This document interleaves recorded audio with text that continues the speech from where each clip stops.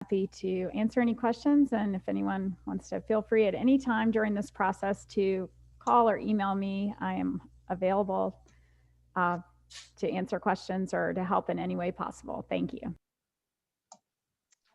Right, and I'm Brianne Fisher, used to be Mullen. I talked a lot last time. I'm the sustainability coordinator, and in the RVAgreen 2050 process, I am supporting obviously this working group, as well as supporting the overall planning process. And I am working on, in terms of topic areas, initiatives related to climate and resilience. And I'm Dawn Alexi. I'm the Climate Action Program and Operations Supervisor.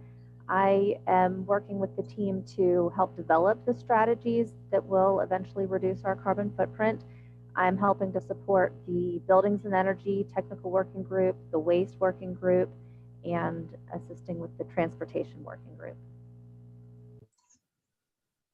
Hi, I'm Kendra Norrell. I'm the Community Engagement Coordinator. I work on community engagement for the RVAgreen 2050 process and with the community working group as well in this plan. Hi, I'm Kyla Logan. I am the Management and GIS Analyst for the Sustainability Office. I'm supporting this environment group as well as the community group. One of the main things that I'll be doing is working on a lot of maps for all of the working groups. So I hope you all enjoy all the data that I provide. Hi, and I'm Wendy Fuster, the Climate Action Coordinator. And within our office, I work on a lot of different projects. Right now it's electric vehicles and charging infrastructure and some solar programs. And for the RVAgreen 2050 program, I'll be heading up the transportation team and helping Dawn with the waste and the buildings and energy teams. All right, thank you all. Rob, would you mind going over our ground rules? I would not mind in the least. And I guess I just want to say before launching into ground rules, we're trying mightily to create community in these spaces, and so one of the ways that happens is by having ground rules that folks kind of line up around, and we can lean back on if something goes sideways, et cetera, et cetera.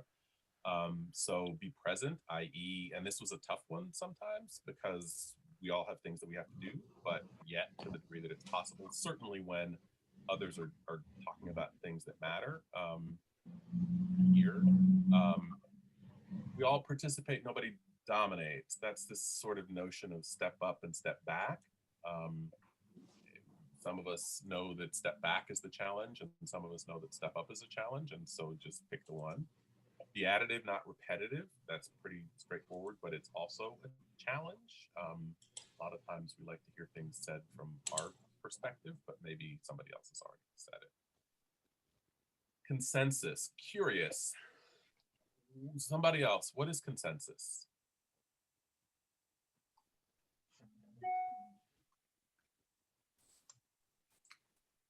Anybody? I'll take a crack at it because I'm a Quaker, and this is the Quaker form of decision making. It is decision making where it is not unanimity. It's unanimity to agree with the solution, meaning sometimes you stand back and say, this isn't my first choice, but it does seem to be the sense of the group. And it means really listening to what people are saying and both listening to yourself as well, to hidden agendas and open agendas. But consensus is a process to reach agreement. That was long-winded. No, that's exactly right. But it's the notion that I may not get everything, but I could I can live with that, and I'm not gonna stand in the way, which is not always the way that we move through things. Open to new ideas, bring a problem. Open to new ideas is I'm right. Yes, please let's bring a problem, bring a solution. Right? It's really easy sometimes for folks to sort of complain and whatever, but what are we going to do? How are we going to move through? Separate people from the problem. I'd love to hear somebody else talk about that as well. What does it mean when we say we want to separate people from the problem? Or what does it mean to somebody?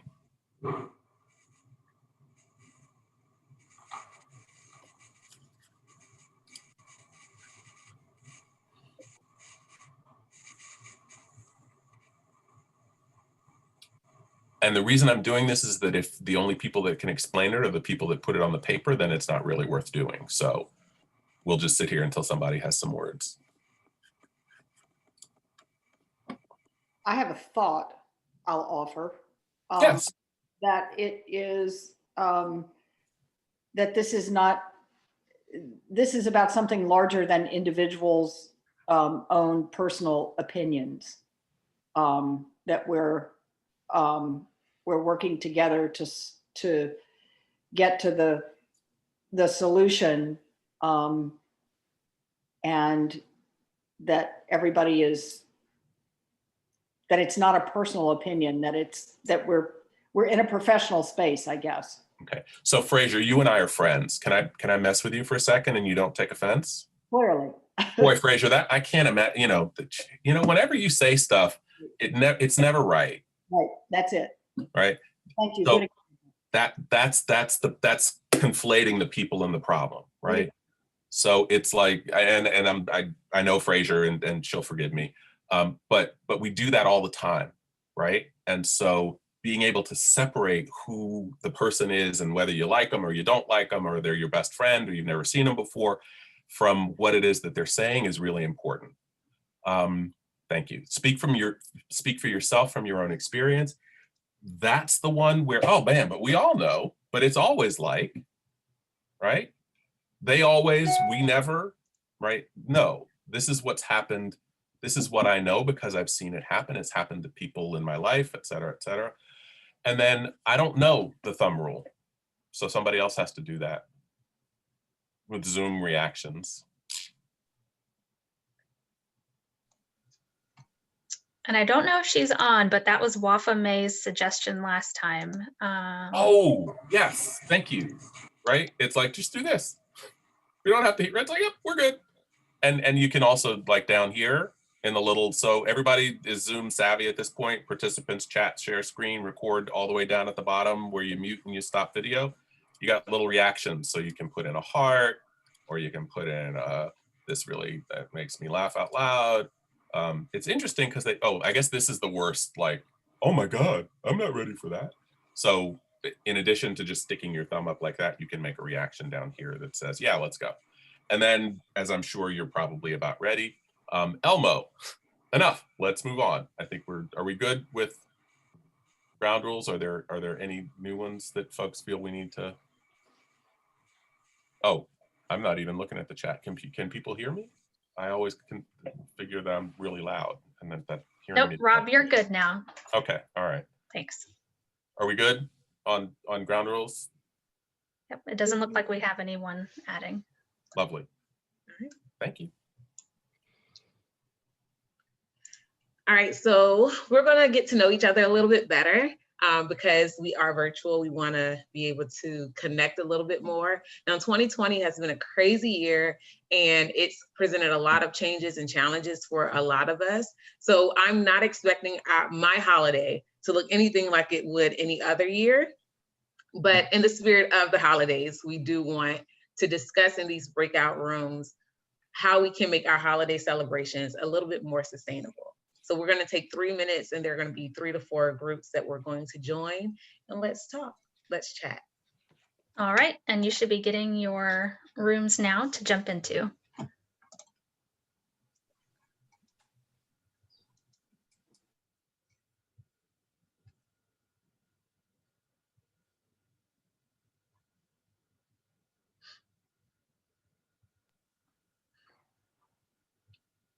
I'm not joining, Brianne. Okay. Just so you know. And sorry, but this is the only time I have to eat lunch, so I'm just eating my lunch. And once I'm done, I'll put my screen back on. Okay, no problem. I'm also recording. Oh. Oh, no, I mean, you're fine. I can take this out. No, you don't have to edit out. That's okay. We are humans. How are you doing today? I'm good. Good.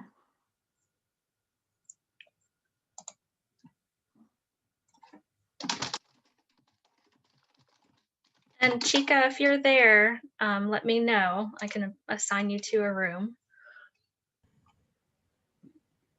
Hey, I'm here. Okay, awesome. Let me pop you in to room number 1.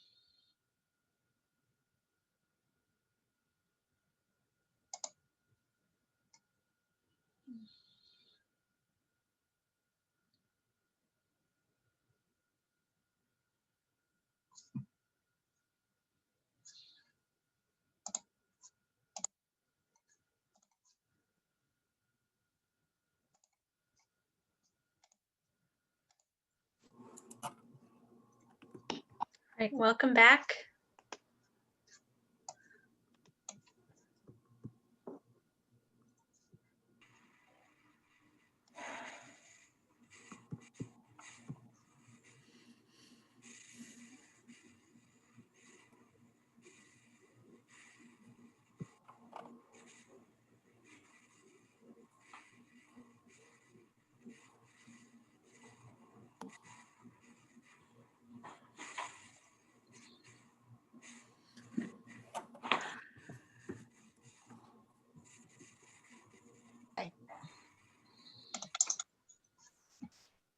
All right, welcome back, everybody. As people are coming back, does anybody want to share any creative ideas that you heard in your breakout rooms? Or are we all going to be miserable over the holidays and drinking alone? Brian, I'm repurposing some things and I'm making gifts this year. Awesome. Instead of buying. I'm staying alive and I'm keeping all the people that I love alive. That's sort of how I'm sustaining things. We talked about that and how that's reducing many of our footprints this holiday season, a lot less travel. Mm-hmm. Just like Thanksgiving, I've had many. There will be many more as long as I do what I need to do now. A smart one we had was just cooking for the number of people you have and not really planning for huge, leftover meals because it becomes food waste.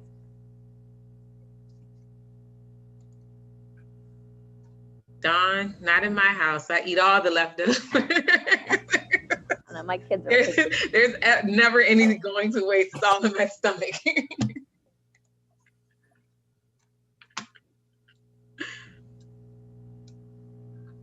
Awesome. All right. Well, thank you guys so much. I'm going to take over for just a few slides. I know I talked a lot last time, and what I want to do is spend a few minutes doing a really brief recap of some of the things that I went over last time.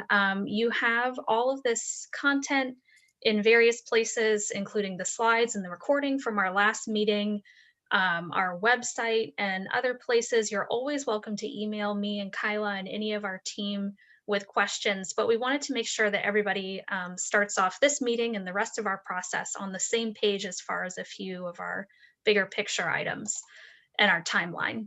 So just as a reminder, you all are here because the mayor announced in 2017 RVAgreen 2050, which is the next evolution of the city's sustainability program into a more climate and equity focused program. We have two major goal areas within RVAgreen 2050. One is around climate action, or the reduction of greenhouse gas emissions, and our goal is to achieve net zero greenhouse gas emissions by 2050. And then the other is around climate resilience, which is also known as climate adaptation or preparedness or readiness. And this is around preparing for the impacts that we are already seeing from climate change and that will get worse in the future. So for Richmond, this means more extreme temperatures, more heat waves, more frequent and more intense precipitation events, and from that, more localized flooding, and to a small extent, sea level rise. And around all of that is a focus on equity, and particularly racial equity. And we'll be talking more about that later today as we discuss the equity screening tool that will be helping us to implement equity within our process and the plan itself. So RVAgreen 2050 is just one in a series or many planning processes that the city and the region have undertaken over the last few years. So our first sustainability plan was adopted back in 2012, and I won't go through all of these, but you can see that there's a number of plans and initiatives that have contributed to climate action and climate resilience throughout the years. And one that I did want to mention in particular is Richmond 300. Many of you have been involved in the process to create the city's new draft master plan that is actually up for City Council approval tonight. And if you're familiar with the content, or if you're not, we will be sharing that with you later. But there is an entire chapter on the environment, and there are many goals related to specifically RVAgreen 2050, but also around reducing greenhouse gas emissions, becoming more resilient to climate change and its impacts, and other specific areas like increasing tree canopy, improving water quality, and resilience to implementing stormwater best management practices, and a number of things. And where we're going from that with our process that we're in now is to build on the foundation that Richmond 300 is setting with its broader sort of policy goals to make them more action oriented. So we're working on a shorter time frame for RVAgreen 2050 implementation by looking at the next 5 to 8 years. And also looking at the broader policy goals that are within that plan to see where we could potentially make them more equity or people-centered. And we'll be looking at all of that content together starting early next year as we begin to draft strategies. So how are we doing all of this? We have several inputs to our process at various stages, and we will be providing you all the content and getting your input along the way. So just big picture again, around the equity piece, our team internally has been doing a lot of capacity building and learning, both personally and professionally, around equity, and particularly racial equity in the Richmond context. And we'll be sharing with you resources and like the training that we all had with Virginia Community Voice now a couple months ago, among other things. Today, we'll actually be working on one of the tools that we'll be using to implement or put into practice some of these equity principles. So we're excited to take that step. And then on the climate action and the climate resilience side, this is more on the technical side of things, but we will be bringing into those areas your technical expertise and your knowledge, both in terms of lived experience, but also professional experience and expertise. We'll be looking at existing plans like Richmond 300, and also bringing in best practices from other cities around the United States and other places. So big picture timeline overview. Right now, we spent a lot of time preparing to get where we are. This included a lot of the training, the data analysis, data collection and analysis that we did. You all are familiar with our Climate Equity Index, so that was one big piece of the sort of pre-planning process. We conducted, we took all that information and conducted a listening process this past summer to understand community priorities, which will inform the rest of our process. And right now we are here launching these groups and preparing as a collective to draft strategies.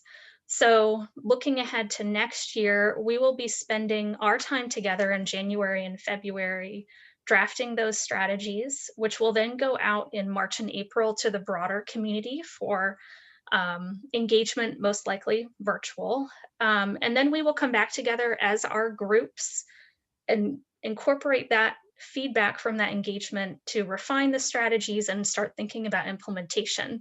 Again, with RVAgreen 2050, we want to be really geared towards the things that we need to do over the next 5 to 8 years or so to reach the, to accomplish the actions and strategies that we draft together. Those refined strategies and the draft implementation plans will then go out in the fall again to the broader community for input.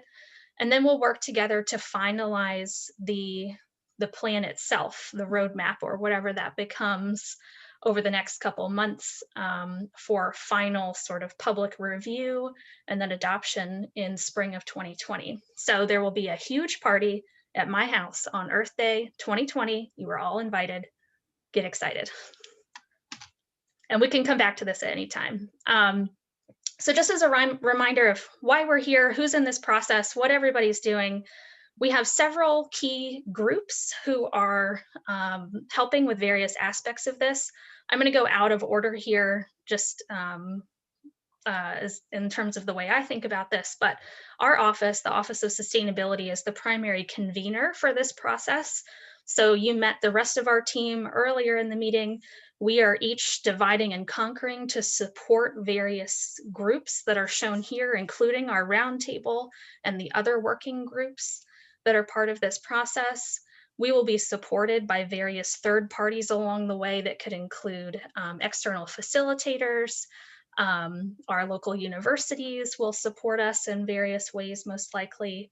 We work with an equity coach who's helping us on our personal and professional journeys internally to better understand how we can implement equity principles within our process and the plan itself. And then most importantly is you all. So that includes the working groups, which are community, environment, buildings and energy, transportation, and waste. And you all will be bringing your expertise, your professional experience, your lived experience, and your opinions and input to translating our community priorities into equitable climate action and resilience strategies. And then finally, we have our roundtable, which is a group of 13 Richmond residents. We have 3 of them actually on our working group, and each of the roundtable residents is on one of our working groups. You'll be hearing from at least one of them later today, hopefully. And these folks are providing their lived experience expertise to help us think about how we can make this process more equitable, how we can engage more of the residents and the communities that have traditionally been left out of public planning processes, and how we can generally bring more of the people-centered and lived experience into our process and the plan. So how are we going to do all of this? How are we going to draft strategies? We will come back to this early next year. So this is more of a preview, but 2 things, 2 sort of frameworks that we'll be using as we think about the actions and strategies that we'll be drafting. One is this nexus of equity, climate action, and climate resilience. So traditionally, if we were, 5 to 10 years in the past and thinking about reducing our greenhouse gas emissions as a whole community, we might be thinking in terms of that one sort of siloed area. How can we reduce greenhouse gas emissions from transportation and buildings? And we might not consider as much of the co-benefits for other areas. Similarly, if we were doing just an equity plan or just a climate resilience plan, we might be stuck within those silos. But what we want to try to do with our process and the strategies that we come up with is think about how they could potentially hit multiple areas, maybe 2 or 3. This is something that's really at the forefront of climate and sustainability planning as a profession. And so there aren't a ton of examples from other cities of really great plans, at least that we know of, that have accomplished this to the fullest. But there are several cities that we're in touch with who are in the same sort of process and trying to figure this out. So we'll be bringing all of that knowledge and any examples that we can to you all to consider. And then more on the technical side, I guess, we'll be using a SMARTY framework for creating these strategies. So you may be familiar with the SMART framework, and if you're not, that's okay. We will be providing materials on this, but essentially what we want to do with every single strategy that we draft is think about how we measure it. Is that indicator meaningful to the community? Is it ambitious? Is it realistic, et cetera? And what we're adding at the bottom, in addition to the regular sort of SMART principles, is the inclusive and equitable piece. And so that is where our equity tool that we'll be thinking about later today will help to get us. So last slide on this overview. This is a more detailed look at the next few months. So I'm trying to move this, sorry. Right now, today, we are in this meeting to refine our vision and equity tool. This equity tool and the vision started with the roundtable a few meetings ago, and now their draft is coming to you all for input. Your input will go back to them for finalizing. And then in January and February, we'll be working together, and we will talk about all of this in more detail, obviously, to do 2 things. One is to look at the climate vulnerability and risk assessment, which is going to help us identify what neighborhoods, what built assets, and what natural resources we may want to draft strategies to protect or become more resilient to climate impacts. And then we'll also just start drafting strategies using that framework that I just mentioned. All of that content is going to go through a process where the technical sort of working groups like ours, where we're looking at certain topic areas, will be sort of filtered through, 1, the equity tool that we're going to talk about today. 2 is the community working group, which is a group of practitioners from fields including human and health services, or human services, social services, health backgrounds, public safety, and other areas. And they're going to be helping us to think about the sort of realistic side of how we could, let's say, create jobs with the strategies that we're drafting, or expand affordable housing, or increase community health or something. Then all of that will go to the round table to contribute their lived experience expertise. And there will be back and forth, probably via email or other electronic means in the meantime. And this might sound like a lot, but we will be guiding you through all of this, so not to worry too much. And all of this is in preparation for the next phase of community-wide engagement, which will be in March and April. And today we are here.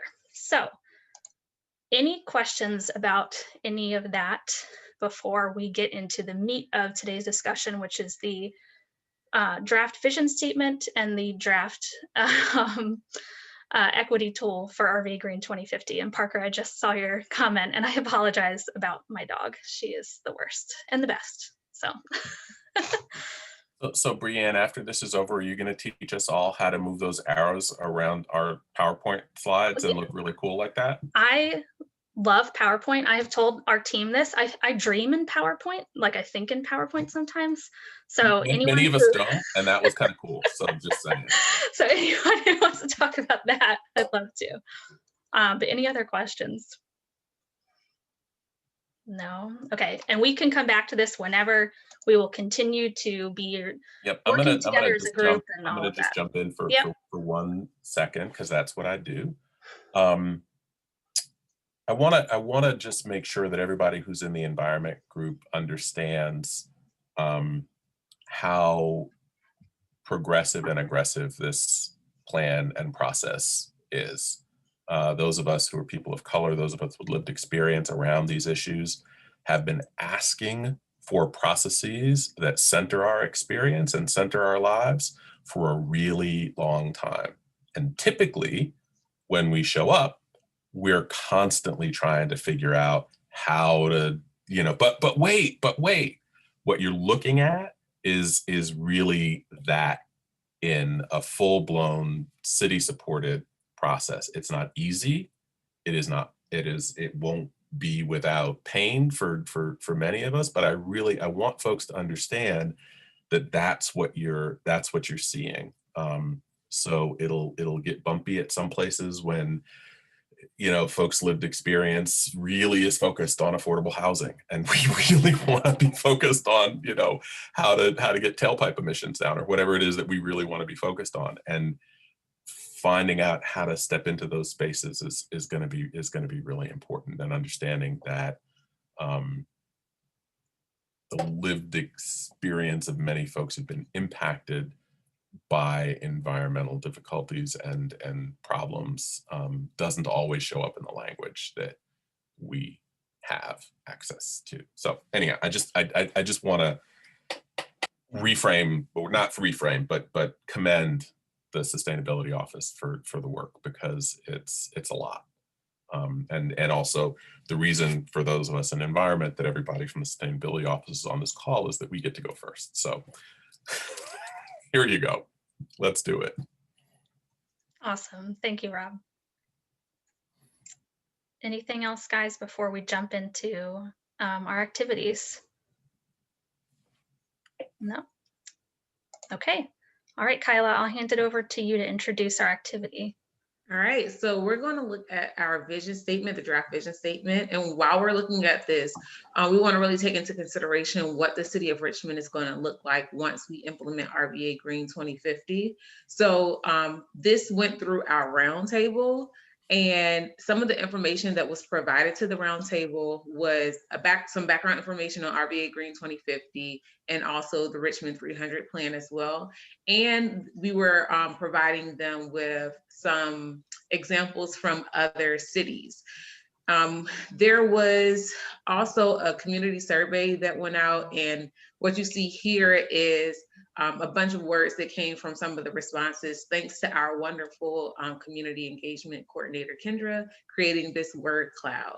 So what we're going to do now, if we have a roundtable member that is willing to read the draft statement, the floor is yours at this time.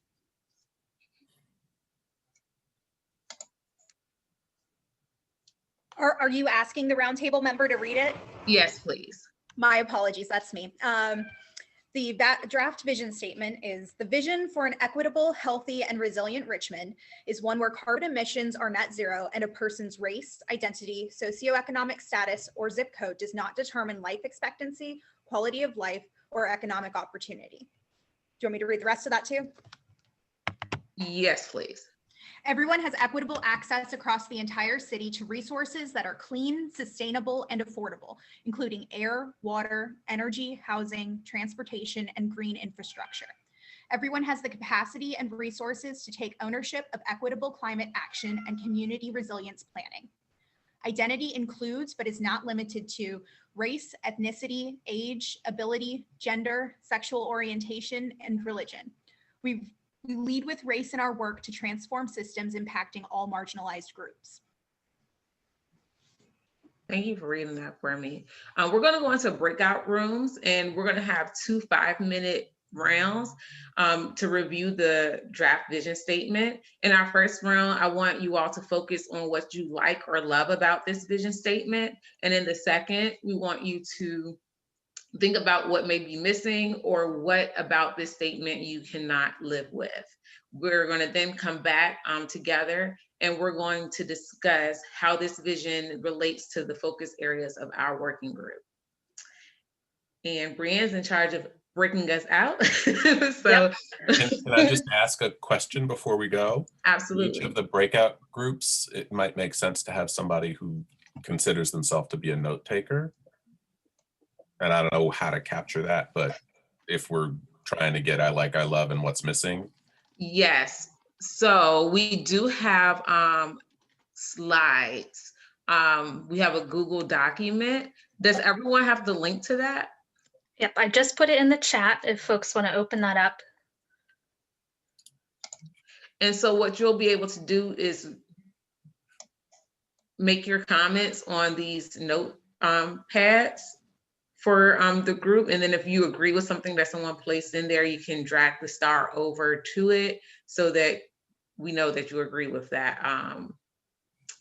whatever it is that another person suggested.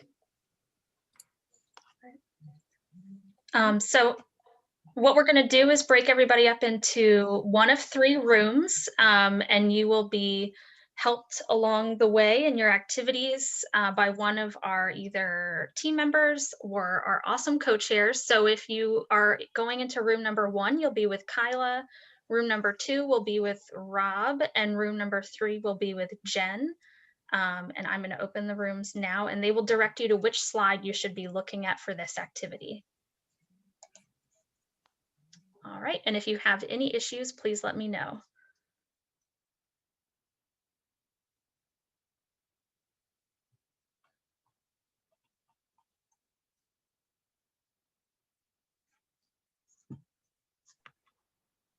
I'm staying here again, just so you know. Okay. But I have the slides open to look, so.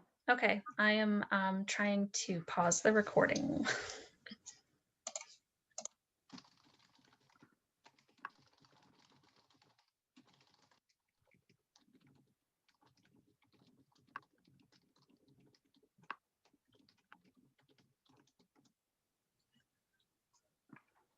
Were you able to pause it? Not yet. Got a lot of moderator screens up right now. Oh, then don't worry about it.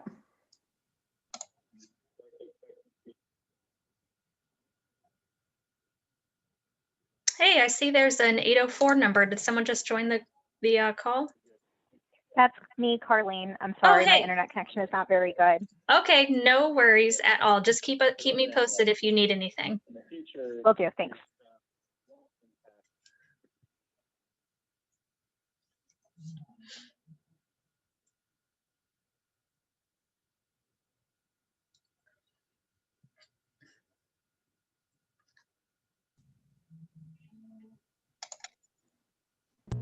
All right.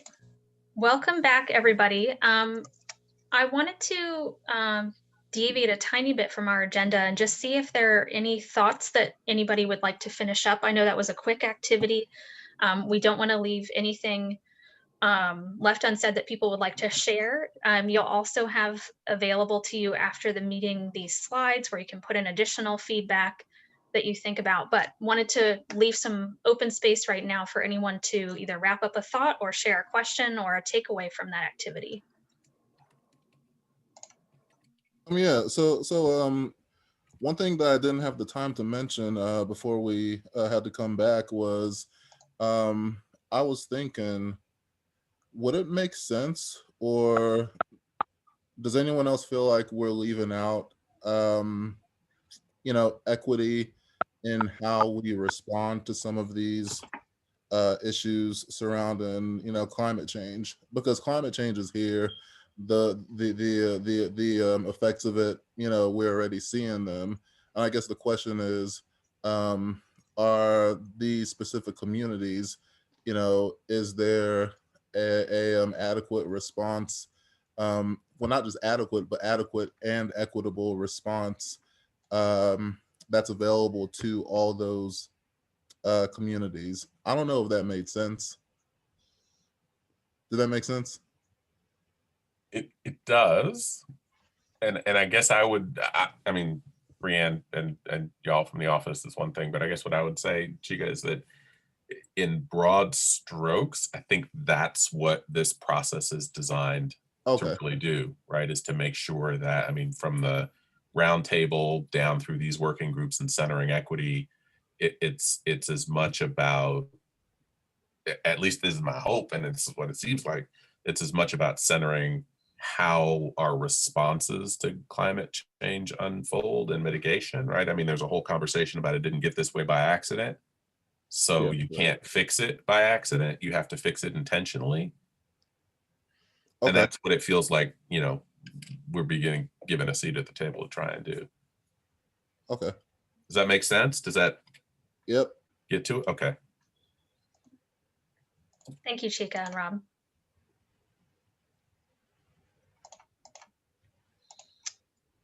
Any other feedback, takeaways from that activity before we move into our next one? And this will not be your last time to provide, input on this vision. It will remain a draft until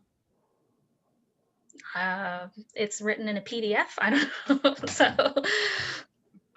So this is Monica speaking, and I'd like to concur with Chica's point. I think it's aligned with the second statement. I know that there were some questions in the chat group about the intentions of the second bullet, and I think Chica just spoke to it. And so I just offer that for the group to consider.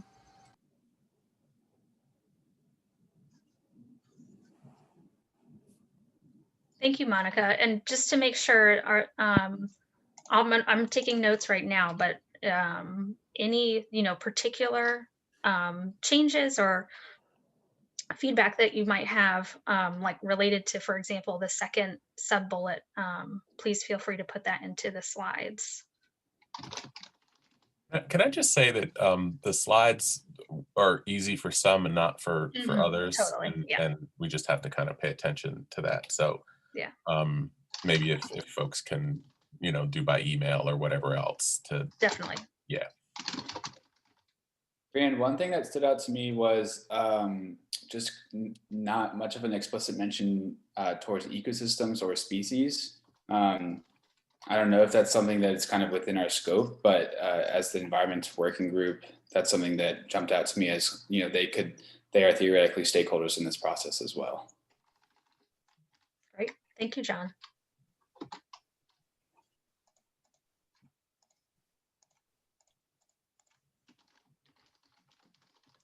Anything else? No? All right. Well, thank you guys. Sorry. Go ahead. Yep. We had a question in our group that I don't know if there's clarification we could provide now. Will the bullets always be included with the starter sentence? Good question. I think yes. I would say yes. I don't know if we would, I think the bullet, so the way that we ended up framing this is a vision statement that is not a thesis and that has these sort of guiding principles. Those are the bullets underneath that explain some of the elements that are within the main statement. So I think that they go together, and I don't think, like, for example, on our website and the finished product of what RVAgreen 2050 becomes, they would be separated, if that's helpful. That is helpful. I think there was some discussion on whether or not they should be in our group that can be further reflected in our slides when people get a chance to elaborate a little bit. Thank you. This is Parker Brianne, and this did not come up in our breakout, but I am wondering if perhaps when it says everyone has the capacity, resources to take ownership, should there be also education that they have the same level of knowledge in order to take ownership? And I don't know if that's a capacity matter or a resource matter, or if it needs to be more explicit. Awesome. Thanks, Parker. Any thoughts on that, you guys? I'm taking notes, so. This is Fraser. That particular bullet, I don't think is very, it's not clear to me. I don't understand exactly what that means. The others, I have a pretty clear sense of, but I'm not sure what capacity and resources and taking ownership. The ownership, I think I'm sort of in Parker's camp on that. I'm not quite sure what we're talking about.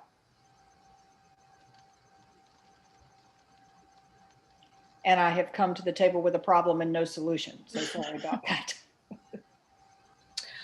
Well, this is Monica. I would identify capacity building as building the is establishing specific goals, prioritizing what those goals are, and having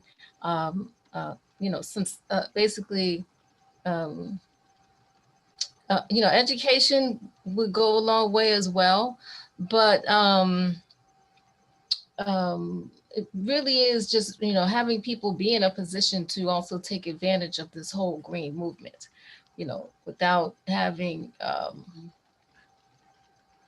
whether it be workforce development or resources in order to engage meaningfully. Would adding the word, to your point, and that thank you, that clarifies it a little bit, but would adding the word participate help there? Well, participate, I think there would be participation if capacity was at a particular level. And I think that's what the point of that particular sentence is. A lot of people want to participate, but if they don't have the capacity to do so, and it doesn't have always to do with knowledge, it has to do with resources and opportunity. Right. Yep, I agree with you. So sometimes that capacity shows up just as meetings are scheduled in ways that I can attend. There's the, my time has been sort of thought about and compensated. If I have, again, in a non-pandemic world, if I have children, somebody's thinking about how I manage my children while I'm able to engage in that process. I mean, those are some things. And then the notion, again, that was helpful, Rob. Yeah. I get that. All right. Right. And then also how, and this is kind of speaking a little bit to what Parker's talking about in terms of knowledge, but making sure that we're not cross-talking each other, and that folks have the ability to kind of step into a conversation at the place where they can, as opposed to us saying, oh, well, if you don't know these things, then you don't have any business in this conversation. And that happens all the time, whether we're conscious of it or not. Monica, does that? Yeah, thank you for that, Rob. Yeah, the examples I think were great. I think, with I don't want to say that those are low-lying kind of things, because they're very, very important. They're foundational, absolutely. But I think there are some other places that we could stretch to. And, they escape me at the moment, but but thank you very much. That does highlight some important areas.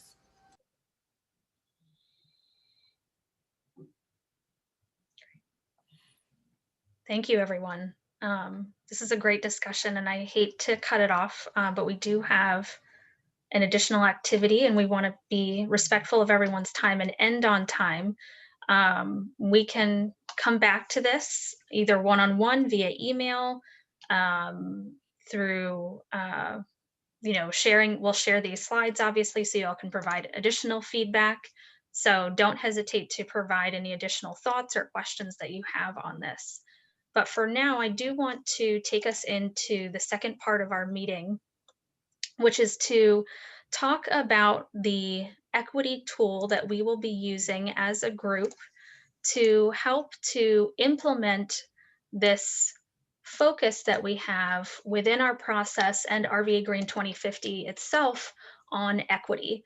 So an equity tool is something that other cities and institutions have used in different forms to help to make sure that equity, as it is defined for whatever the purpose is uplifted and upheld during a particular process, implementation of some sort of program, budgeting related to any sort of thing that we might do in the future, and that is guided by the priorities of the community.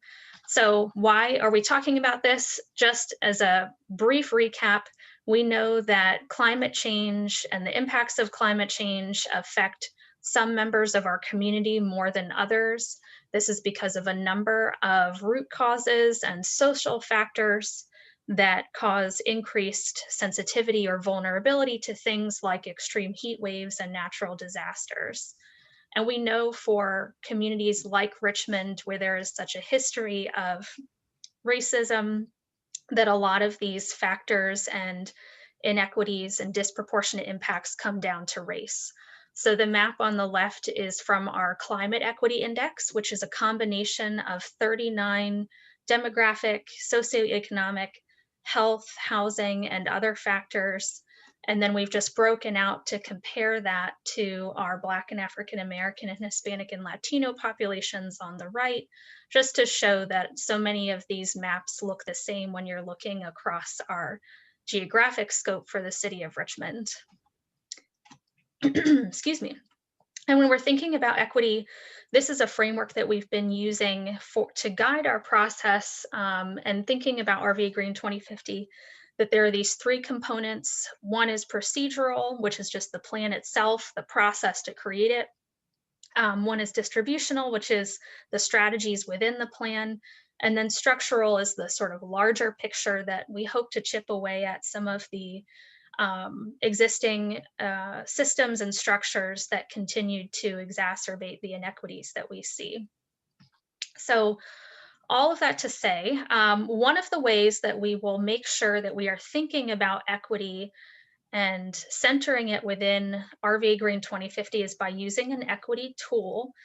An equity tool, and this was a helpful explanation from our equity coach that I mentioned previously, is both a product, so some sort of document or checklist or something, a list of questions, and a process. So it's a way of sort of ingraining thinking about equity into our minds as we're creating the strategies for RVAgreen 2050.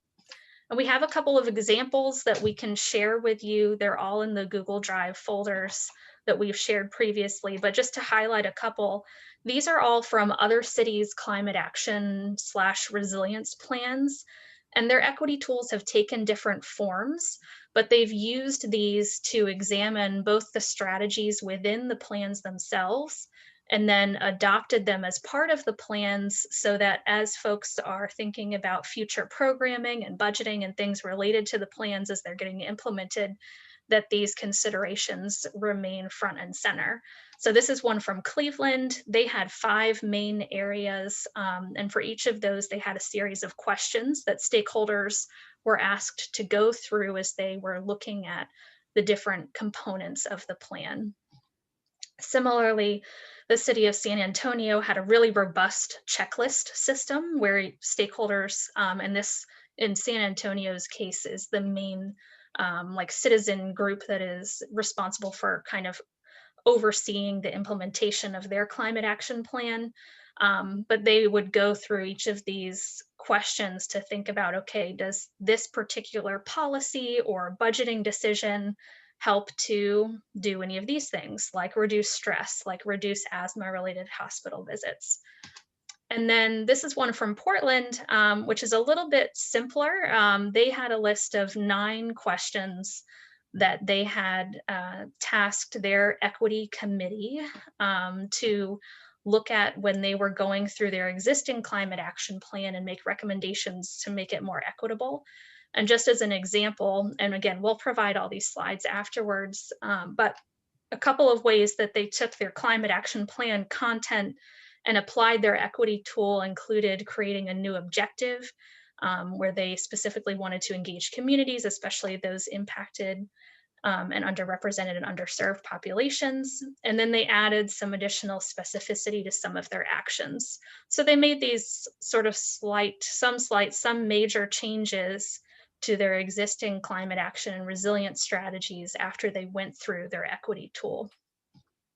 So the RVAgreen 2050 equity screening tool has two parts. It is centered and organized around 7 community priorities that came out of our listening process this summer, and I'll go through those in a minute. But the actual tool itself is split into 2 parts. So we have the full equity screening tool, which is something that we have developed in collaboration with the Roundtable again. It's a list of questions and considerations to go through as you're thinking about equitable climate action and resilience planning for the Richmond community. And then we have what we're calling it the quick decision guide, which is the more realistic version that we will use as a group. It's shorter, it's more condensed, and it hits some of the higher priority areas within each of our community priorities, so that we don't have to, for example, go through 100 questions every time we think about a draft strategy. And we're going to be practicing this as we go along, how we actually use this tool. And again, it's not just a document, it's also a process. So we're going to be working together to embed a practice of equity thinking as we are drafting RVAgreen 2050 content together. So just as a reminder, these are our 7 community priorities. These are the things, the broad themes that we heard as we, and mostly this is the work of our community engagement coordinator, Kendra Norell, as we conducted listening sessions over the summer with various groups within our community, and focus particularly on the input we were getting from those that serve communities that are on the front lines of climate change. So racial equity and environmental justice was front and center for both our process and the community. We heard from the community as well that they wanted more equitable engagement and communication that was tailored to their sort of needs and wants. They wanted to see more accountability from the government. So those are the more process-oriented priorities. And then we have 4 sort of topical priorities. Community wealth includes jobs, economic development, education and training, living and sustainable wages, green jobs, those sorts of things.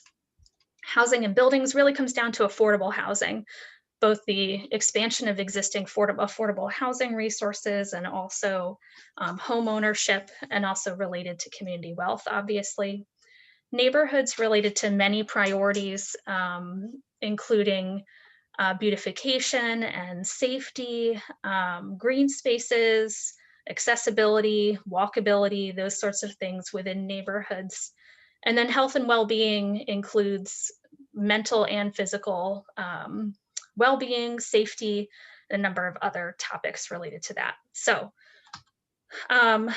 the equity screening tool itself, again, is divided into 7 key areas based on those priorities. And under each of those, we have a set of questions and considerations to go through. We provided this ahead of time, but we'll be looking at the content together today and requesting your input. So just as an example of how this might be used in the future, and we are running a tiny bit short on time, so I'm going to go through this quickly with and welcome any questions once we get into our activity. But for example, we might look at something that's within Richmond 300 in draft version right now. One example strategy that's in that plan is to continue funding programs to plant trees and educate public on the importance of trees. So that is, for all intents and purposes, a good strategy. But we could take our equity screening tool and ask some of these questions to ourselves to make it more actionable, more equitable, and more people-centric. For example, who would benefit from this strategy? Can't really tell, there's not a lot of specificity here, so we might want to make that more specific. We might want to think about looking at, where are the neighborhoods that need trees the most based on the urban heat island effect, vulnerability to climate impacts, and a number of other factors. And we would just work our way through these questions to refine this strategy and make it more actionable. So sorry to go through that quickly, but I want to jump to our activity and also offer time for any of our roundtable members to reflect on their experience in creating the draft equity screening tool. What we're going to do in, I'm going to say 2 8-minute rounds, just because we're running short on time, is that I'm going to open up breakout rooms that are divided among our 7 community priorities, and you will just self-select which one you would like to talk about. Just like last time, we will have either myself, Kyla, Rob, or Jen helping to facilitate the activity. I am going to put our activity slides link into the chat, but if you have any difficulty with that, you can also take a look at the Word document that's in the meeting invite and in your email that has the draft equity tool content on it. And what we're going to be doing is similar to last time, is just indicating which questions and considerations under each of these areas you like, which ones you're not sure about, which ones you can't live with, to help us continue to refine what this equity tool looks like. So while I get these breakout rooms set up, would any of our roundtable members like to share just really quickly what their experience has been like in terms of thinking about the equity tool, and any other thoughts you have before we jump into our activity?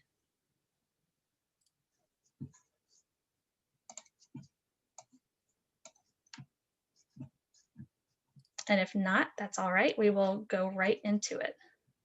Can you put the link to the doc Yes. in the chat?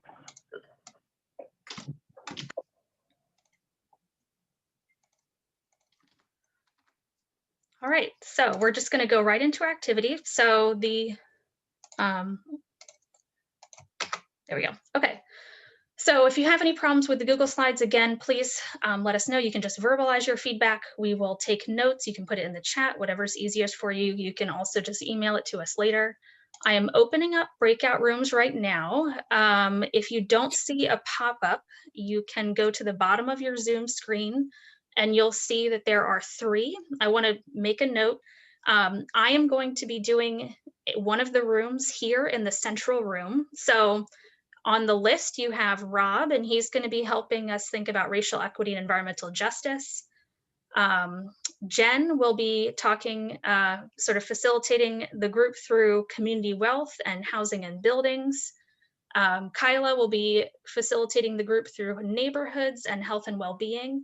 And then if you want to talk about engagement and communication and government accountability, please stay in this central room.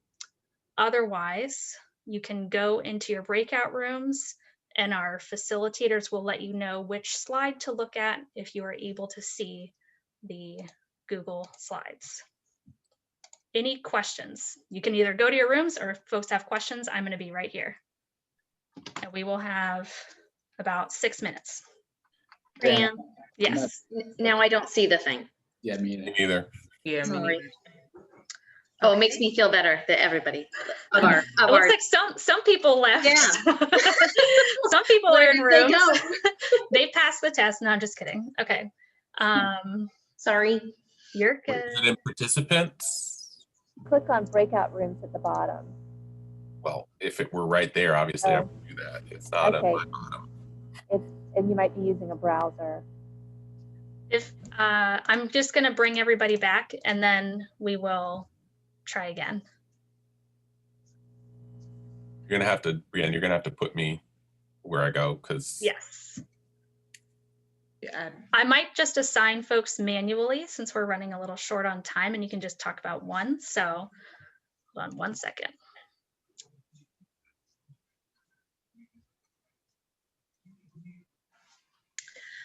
Rob, yes, ma'am. what sits at the bottom of the ocean and twitches a lot? An octopus. A nervous wreck. and I'm done.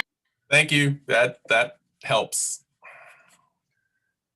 Okay, welcome back everybody who was in a breakout room. We are just going to, we're having some technical difficulties with our breakout rooms. So I'm just going to assign folks, and you will have your homework to go through all of the content anyway. So we're just going to do one area.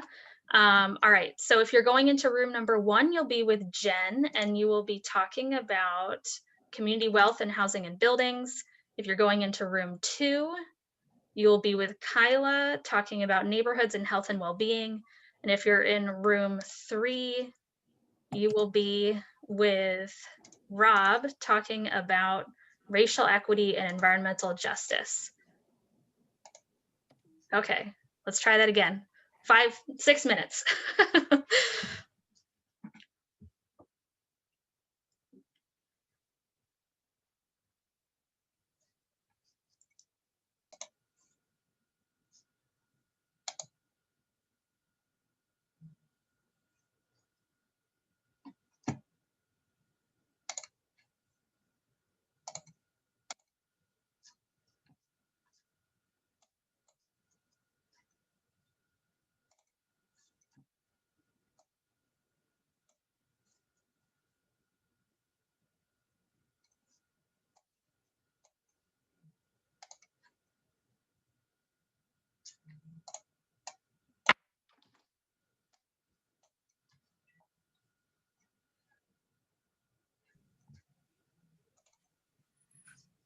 All right, welcome back everybody. And I apologize for how rushed we are getting, but we want to end on time.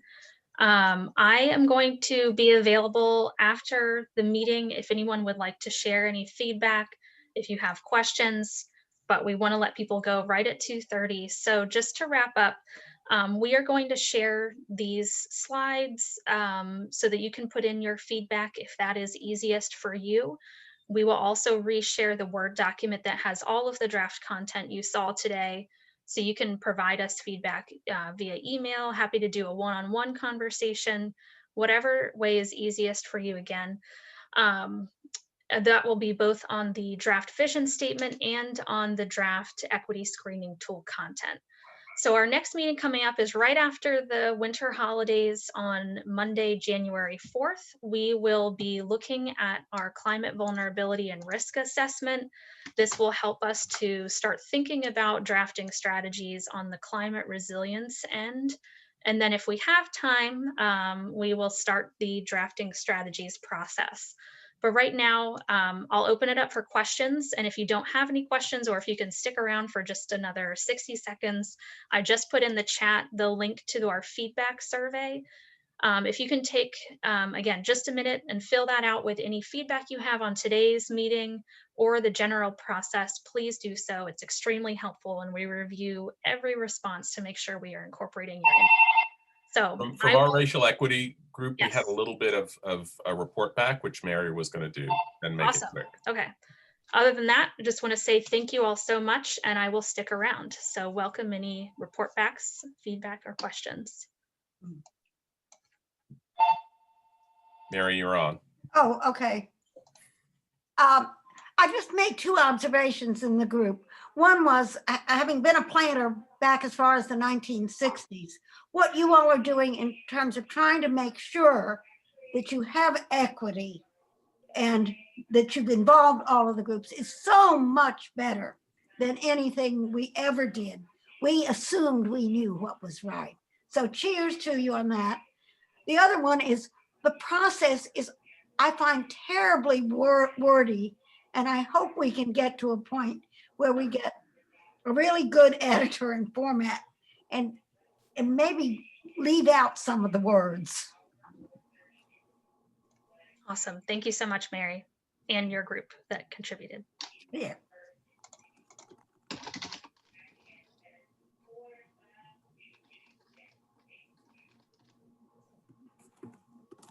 All right. I see folks are hopping off, so thank you again so much. Happy to take any feedback or questions right now, though, as you're still on. Thank you, Brianne. This is Monica.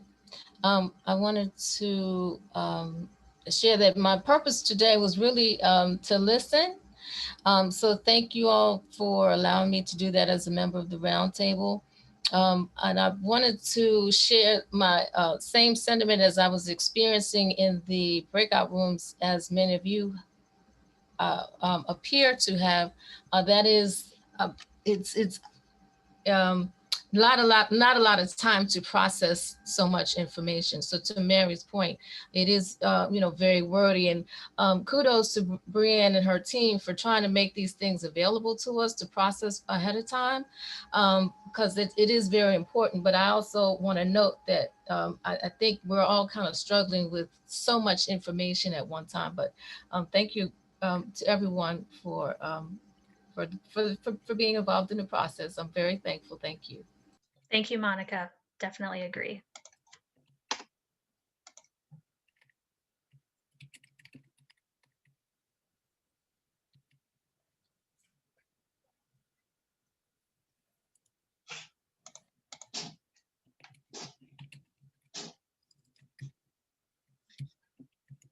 And thank you everyone who's doing the survey, I'm assuming.